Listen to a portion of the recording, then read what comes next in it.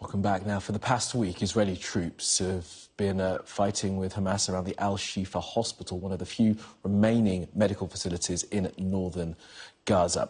Israel admits they may not be able to destroy Hamas now that the US has allowed the passage of a resolution demanding an immediate ceasefire. It's being reported in some newspapers. Well, let's speak now to Avi Hyman, who's joining us from Jerusalem, a spokesperson for the Israeli government. Avi Hyman, thank you very much for making the time to speak to us today. I'll come to some of that in a moment, specifically the reported comments about defeating Hamas. But first, let's understand, if we can, Avi, the situation around Al-Shifa. Is the fighting ongoing? Hi, Kamali. Thank you so much for having me on. I can tell you that what's happening at the Al-Shifa hospital is unprecedented in modern warfare. We have a situation where Iranian-backed terrorists from Hamas and Islamic Jihad have taken over the largest hospital in Gaza and turned it into a full military base while patients are still being treated. So what we've done is we've gone in with special forces. Like you said, over the last week, we've taken out 200 terrorists, and we've apprehended over 900. Those are the latest figures that I've got. So over 900 apprehended. And that is with zero civilian casualties, So this, I believe that in many years, this will be learned. This will be in the history books and the military tactic books.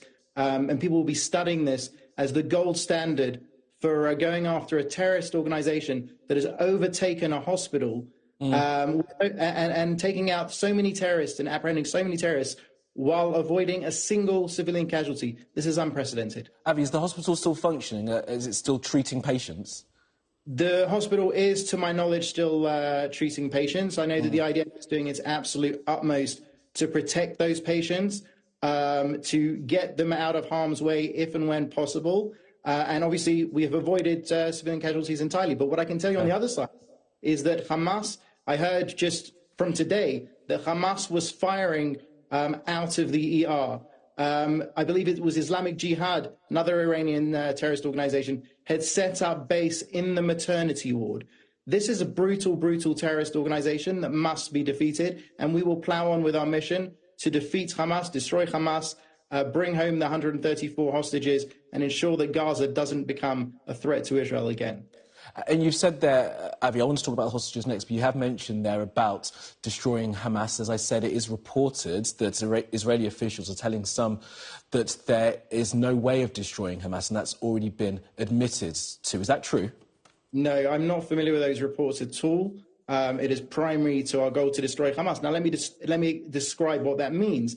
Hamas is not just a terrorist organization, it is a terror army. That terror army has 24 battalions. Now, what we need to do and what we are doing is to destroy those battalions, which means to break them up, to smash them in such a way that they can't communicate with each other, that they can't do large activities. Yes, there may be a few hold up in a tunnel here and there, or they may be able to regroup in the way that we're seeing in Al-Shifa. We'll have to go after them continually. But currently, we've taken out 19 battalions in the way that I've described, and there's still 4. There's 1 in the area that we're fighting around Al-Shifa, etc., and then there's 4 in Rafah, which we'll need to deal with in the future. Yeah, we'll come on to the Rafah situation there in a moment. But as you'll know, Avi, Yoav Gallant on the 15th of January said that the intensive fighting in the north is over, and yet you find yourselves 174 days into this war, intensively fighting for the north. Doesn't that just say that the tactics that are being used are not effective and this war doesn't have an end in sight? No, quite to the contrary. Quite to the contrary. What I just described to you is a special forces mission. Now, when we went into the Al-Shifa hospital with solid intelligence that it was being used as a command and control center, and we gave prior warning, and it was all reported in the media, and sadly, when we got there, many of the terrorists had used the tunnels to escape. Of course, we took Sky News and others to see those tunnels, and we destroyed many of them. When we went there in January, that was with a huge, huge force. That was at a time when we had thousands and thousands of reservist soldiers in Gaza. Now, today, we're going in with a very small special forces operation, and that is indicative of exactly what Minister Gallant had described by lowering it down, by using less force. Okay.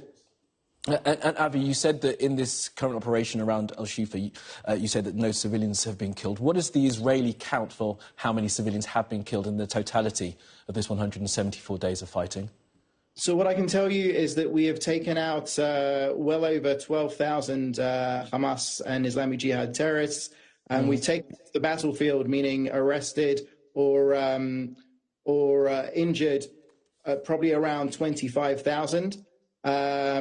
It's difficult. Avi, let's be clear. Sorry, because my question, as you know, was about civilians. You said 12,000 Hamas fighters have been killed, and then you've gone to talk about 25,000 killed or injured.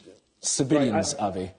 Right. I was talking about Hamas terrorists, not fighters, but that the Hamas is recognised as a terrorist organisation in Great Britain. But what I will say is that we're not putting out specific numbers of civilian casualties. We can estimate, and military experts have estimated that the ratio of terrorists versus civilian casualties, while every civilian casualty is a tragedy, is likely the smallest ratio in any military operation in modern history. And again, when the dust settles, that information will come out. At the moment, sadly, the international media is having to rely on Hamas figures. We know that Hamas want as many civilian casualties. As strange as it sounds, this is an organisation fighting out of a hospital. And as you know, as my colleagues have spoken to you about before, if you would allow international journalists into Gaza, then we could do our reporting for ourselves. But that's a conversation for another time. We don't have loads of time left, and I want to ask you another question, because as you'll know, we are